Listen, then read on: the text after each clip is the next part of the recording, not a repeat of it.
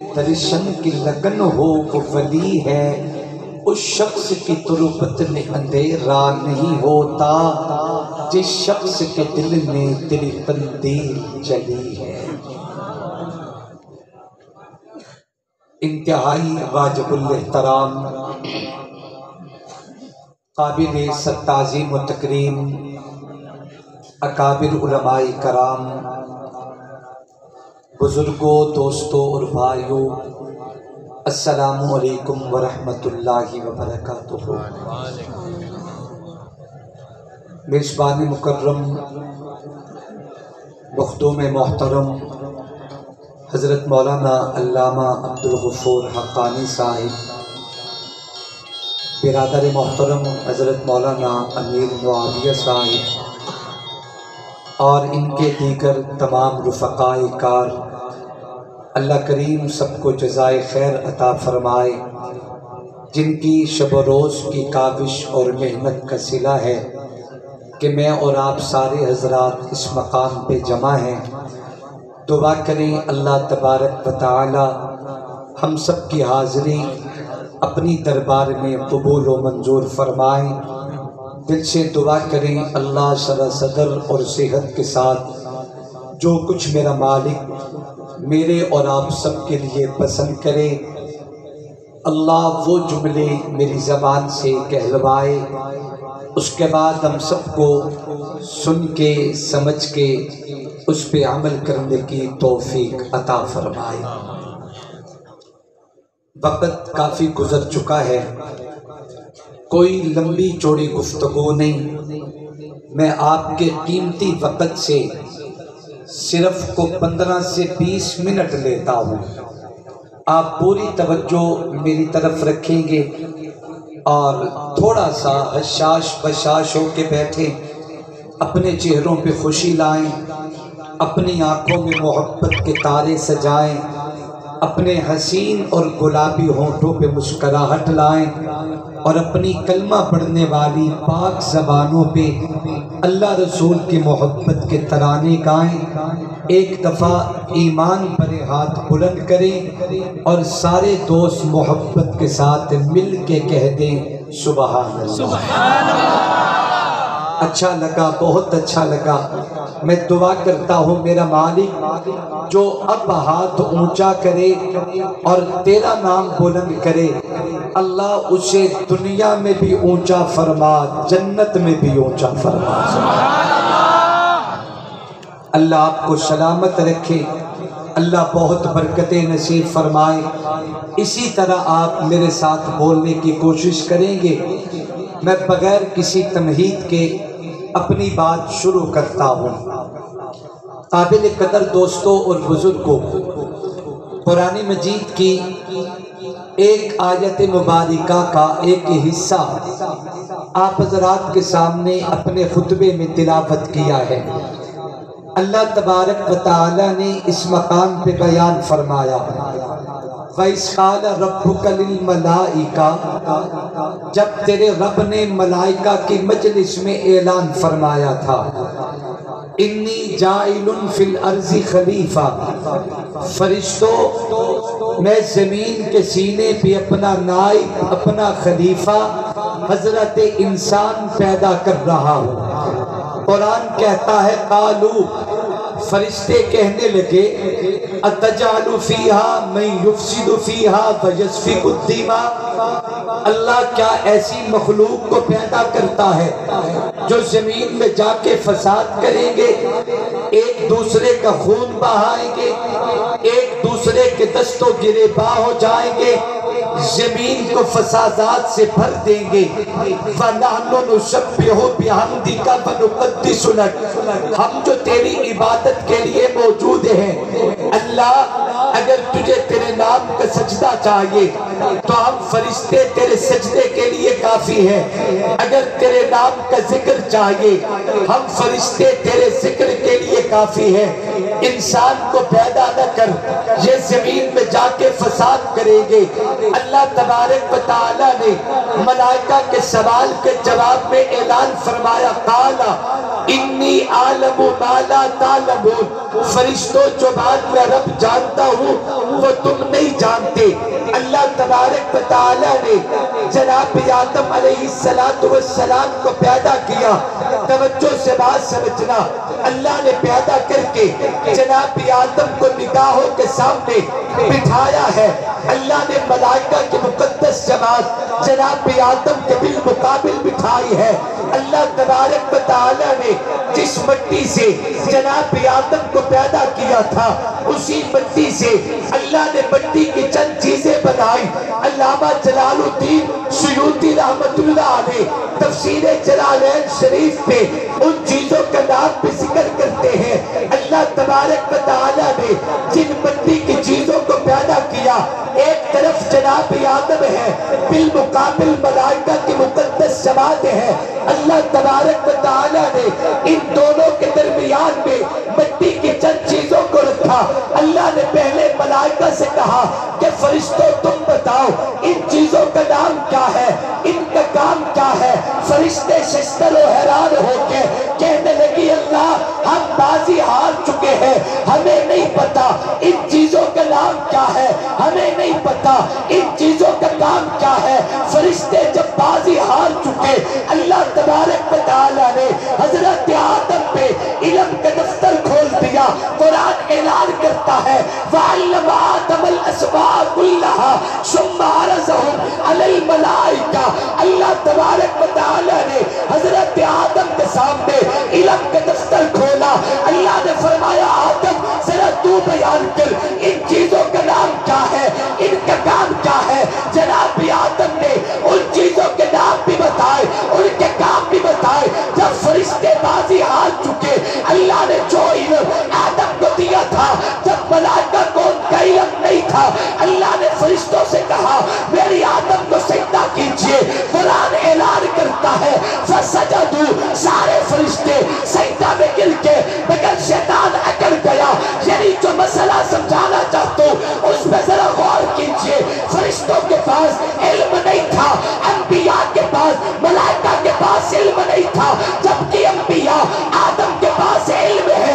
اس علم کی وجہ سے اللہ نے آدم کو اونچا کیا ہے, اس علم کی وجہ سے اللہ نے آدم کو ممتاز کیا, علم کی وجہ سے اللہ نے آدم کو سرفراز کیا ہے. بابا یاد رکھے یہی علم ہے. تعلیم میں عزت ہے, تعلیم میں عظمت ہے, تعلیم میں بلندی ہے, تعلیم میں شان ہے, تعلیم میں مرتبہ اور مقام ہے. جن قوموں میں علم نہیں پایا جاتا وہ قوم اپنا وجود دنیا میں باقی نہیں رکھ سکتی, اور دنیا کی کوئی طاقت اور قوموں کو مٹا نہیں سکتی. جن میں علم پایا جائے, دنیا میں جتنے بھی تعلیمی نظام موجود ہے, تعلیمی سسٹم موجود ہے, تعلیمی ادارے موجود ہے, میں کسی کی ضرورت کا انکار نہیں کرتا. میرے معاشرے کا سکون میری ضرورت ہے, میرے معاشرے کا کالج میری ضرورت ہے, میرے معاشرے کی یونیورسٹی میری ضرورت ہے, میرے معاشرے کی اکیڈمی, میرے معاشرے کا مکتب میری ضرورت ہے, میرے معاشرے کے مدارس ہماری ضرورت ہے.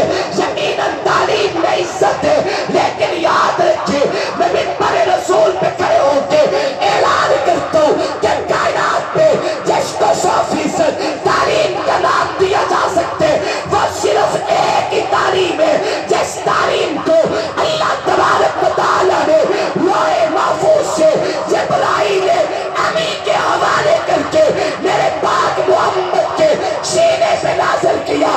جس کو تعلیم کا نام دیا جا سکتے اس تعلیم کو تعلیم قرآن کہتے ہیں, تعلیم محمد مصطفیٰ کہا جاتا ہے. نعرہ تکبیر, شان محمد مصطفیٰ, شان صحابہ, عظمت صحابہ, عظمت اہل بیت, عظمت قرآن, عظمت دینی مدارس. نعرہ تکبیر. یہ ایکو ذرا آہستہ آہستہ آہستہ, بریک یا شیخ بریک. اس سور والے لوگ واسطے ہوں دے, جیسا تو بے سورے لوگ ہیں نا. ہمیں تو صاف آواز چاہیے, جو بات مجھے بھی سمجھ آئے میرے سامعین کو بھی سمجھ آئے. جب آپ کے دل میں بات اترے گی تو مجھے محسوس ہو جائے گا. لیکن اجے تک لگتا ہے کہ میں اتھے آیا ہی نہیں. راضی بیٹھے ہو ناراض ہو؟ کوئی بولو تو صحیح میرے میٹھے. کوئی ایک بندہ کھڑے ہو کے ذرا اگے پیچھے سجے کھبے ویکھے تا صحیح. تسی ماشاءاللہ ڈھگ سارے لوگ ہو. تھوڑے کہہ نہیں، تھوڑا سا محبت میں آئے، اپنی حیثیت کے مطابق اپنی آواز کا والیم کھولے، اپنے ذوق کے مطابق، اپنی وسعت کے مطابق ذرا اپنا والیم کھولے، تاکہ کہنے والے کو تھوڑا سا تو حوصلہ ہونا چاہیے. سبحان اللہ. اجے نہیں سبحان اللہ. اللہ جیڑا بندہ اچھی بولے مردے وقت بھی زبان تے کلمہ جاری فرمائے. ماشاءاللہ. توجہ کرے. میں عرض سے کر رہا تھا کہ جناب انسان کو اللہ تبارک و تعالی نے کائنات میں سرفراز کیا علم کی وجہ سے. فرشتوں کے پاس علم نہیں، باقی مخلوقات کے پاس علم نہیں، جبکہ انسانیت کے پاس علم کی دولت موجود ہے. میرے پاک پیغمبر دنیا میں آئے، اللہ کے پیارے نبی پہ رب تعالیٰ نے جو پہلی وحی نازل فرمائی وہ وحی بھی علم کے ساتھ منسلک ہے. ویسے تو پورا قرآن علم الہی ہے. اللہ نے جو پہلی وحی میرے پاک نبی پہ کی ہے، قرآن اترا اقرا بسم ربک الذی خلق خلق الانسان من علق اقرا وربک الاکرم الذی علم بالقلم علم الانسان ما لم یعلم. تعلیم میں عزت ہے، تعلیم میں عظمت ہے، تعلیم میں بلندی ہے، تعلیم میں شان ہے. تعلیم کا دور دورہ ہے. تعلیم کو عام کیجئے. ہمارے جتنے بھی تعلیمی سسٹم موجود ہے، چاہے وہ سکول کالج میں ہو یا میرے مدرسے میں ہو، ان بچوں نے جنہوں نے آج تکمیل بخاری شریف کیا، ان کے سروں پہ دستار فضیلت سجائی جائے گی. انہوں نے 10 سالہ تعلیمی نصاب حاصل کیے. اس 10 سالہ کورس میں بہت سے علوم و فنون پڑھائے جاتے ہیں، لیکن یہ جتنے بھی علوم ہیں سب اللہ کے قرآن تک پہنچنے کا ذریعہ ہے. اگر کائنات پہ جسے 100% تعلیم کہا جاتے اسے تعلیم قرآن کہتے ہیں. میری آقا نے اپنی بابرکت زندگی میں 2 شہروں کو آباد کیا. آقا جب مکہ میں آئے، آقا جب مدینہ میں آئے، اہل سنت والجماعت کا عقیدہ ہے مکہ بھی شان والا، مدینہ بھی شان والا. مکہ بھی عزت ہے، مدینہ بھی عزت ہے. مکہ بھی پاک ہے، مدینہ بھی پاک ہے. مکہ بھی عصمت کا نشان، مدینہ بھی عصمت کا نشان. مگر دونوں میں تھوڑا سا فرق ہے. مکہ مکۃ المکرمہ ہے، مدینہ مدینۃ المنورہ ہے. مکہ میں لڑائی حرام ہے، مدینہ میں قیامت تک نبی و صدیق کی جدائی حرام ہے. حرام کعبہ مرنے مارنے کی اجازت نہیں. حرام کعبہ میں مچھر مارنے کی اجازت نہیں، مکھی سے لڑنے کی اجازت نہیں. مکہ میں لڑائی حرام ہے، مدینہ میں قیامت تک نبی و صدیق کی جدائی حرام ہے. صدیق کا غلام بولے، سارے بے شک نہ بولے، سارے نہیں صدیق کا غلام گرج کے بولے. میرے آقا نے 2 شہروں کو آباد کیا.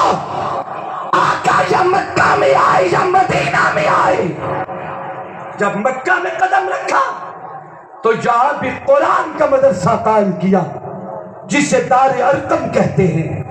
آقا جب مدینہ میں آئے تو یہاں بھی قرآن کا مدرسہ قائم کیا جسے اصحاب صفہ کہا جاتا ہے.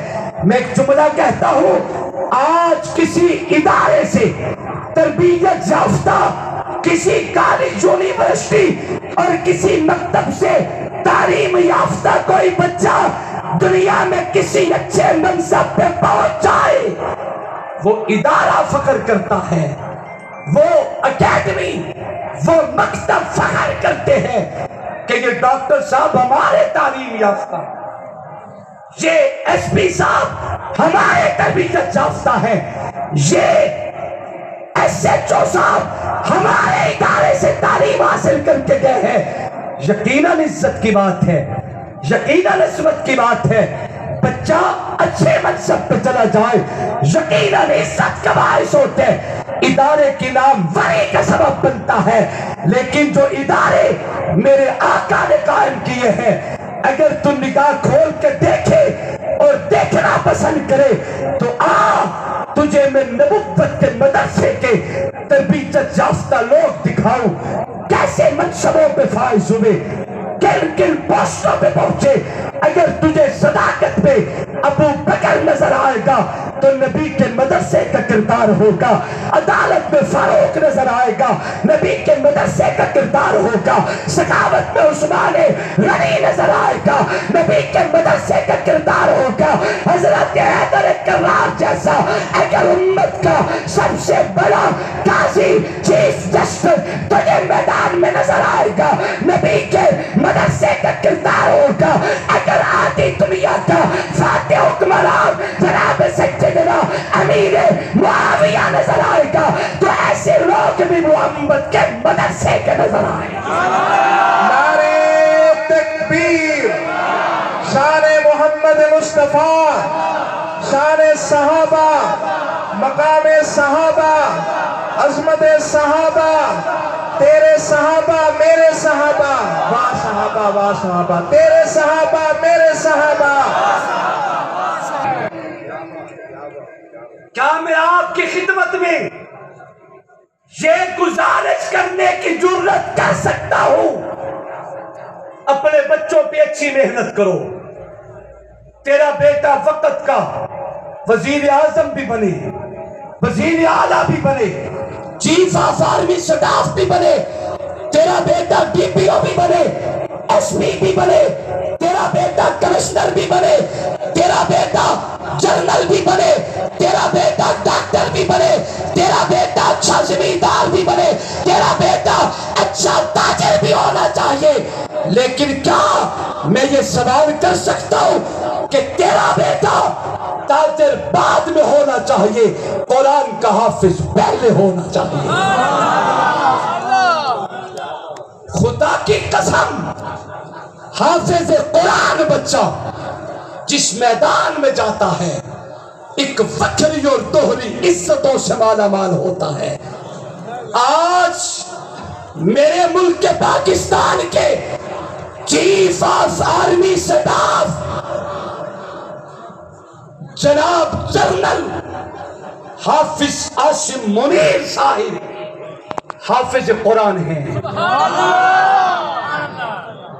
اپنے وقت پہ جتنے بھی لوگ اس منصب پہ آئے ہیں یقیناً قوم نے ان کی محبت میں قدموں میں اپنی آنکھوں کی پلکیں نچھاور کی ہیں، لیکن آپ کو اس حقیقت کا انکار نہیں کرنا ہوگا کہ آنے پہ جتنی دوری عزت ہمارے جنرل عاصم منیر صاحب نے حاصل کی اتنی شاید تاریخ میں کسی کو حاصل ہو، اس کی وجہ یہ ہے کہ یہ صرف وقت کے چیف آف آرمی سٹاف نہیں ہے، میرے جرنیل کا سینہ قرآن کا لوح محفوظ بن چکا ہے۔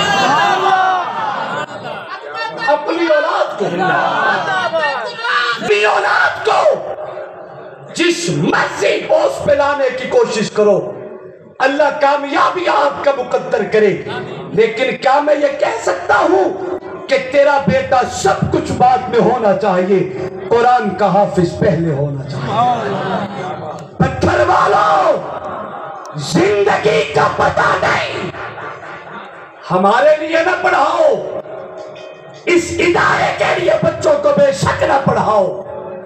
منبر رسول پہ کھڑا ہوں، ہاتھ جوڑ کے کہتا ہوں، کم از کم اپنے لیے تو بچوں کو قرآن پڑھاؤ.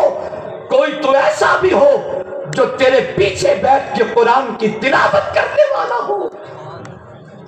خدا کی قسم اگر تم نے اپنے بچوں کو قرآن پڑھایا ہوتا، آج یہ 16 سال کا جوان بیٹا اپنے والدین پہ کبھی گولیاں نہ کھولتا.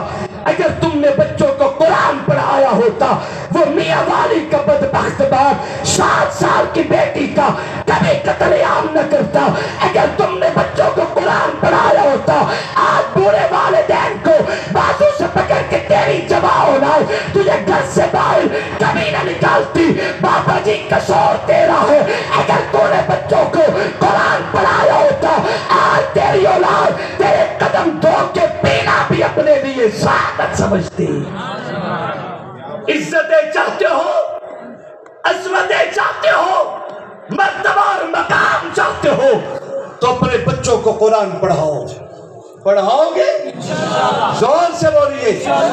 بچوں کو قرآن پڑھاؤ گے انشاءاللہ. حضرت نانوتوی رحمت اللہ علیہ بچے کو حفظ قرآن پہ لگایا. کچھ عرصے کے بعد بیٹا قرآن کا حافظ ہو کے گھر لوٹا. رات کو اپنے خلوت کدے میں بلایا، بیٹے کو سینے سے لگایا، پیشانی کو چوما اور بیٹے کی گود میں سر رکھا اور رونا شروع کر دیا. ہچکی بند گئی، بچے کا دامن آنسوں سے تر ہو گیا. کچھ دیر کے بعد حضرت نے چہرہ اٹھایا، پیشانی کو چوم کے ایک جملہ کہا، بیٹا تیری تعلیم کی منزل جہاں تک نہیں تھی، ابھی تو قرآن یاد کیا ہے، قرآن سمجھنے کی منزل آگے ہے. تو قرآن کا مفسر بھی ہوگا، محدث بھی ہوگا، فقیہ بھی ہوگا، عالم بھی ہوگا، ولی بھی ہوگا. لوگ تیری نسبت پہ سلام کریں گے.